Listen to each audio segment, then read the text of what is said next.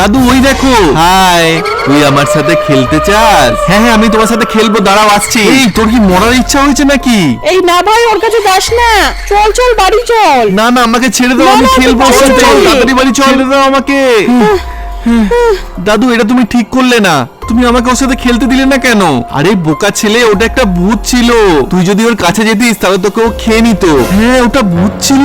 ভালো হয়েছে দাদু, তুমি আমাকে বাঁচিয়ে নিয়েছো। হ্যাঁ, ওরে বাবা। সব ভূতটা মনে এখানে এসে গেছে, এখন কি হবে দাদু? দাদু ওই দেখো, জানলার ধারে কে দাঁড়িয়ে আছে। ভূতটা আমাদের গন্ধ শুকে শুকে আমাদের বাড়িতে চলে এসেছে। চল তাড়াতাড়ি আমরা ছাদে গিয়ে লুকিয়ে পড়ি। হ্যাঁ, চলো চলো, চলো, চলো। আয় আয় তাড়াতাড়ি আয়। হ্যাঁ, কোথায় গেল ওরা? ও নিশ্চয়ই উপরের ঘরে আছে। আমি এখানটা লুকিয়ে পড়ি। ওরে বাবা, আমি এখানে লুকিয়ে পড়ি। চুপ কর, একদম আওয়াজ করবি না। ওরে বাবা, আমাকে দেখতে না পেয়ে যায়। হ্যাঁ, কোথায় গেল সবাই? ওরে বাবা, যা, এখন আবার কি ফোন করছে? হ্যাঁ, ফোনের শব্দ কোথা থেকে আসছে? ও এই তো, এই ছেলেটাকে পেয়ে গেছি। শয়তান ভূত, নে মর এবার। এই নে।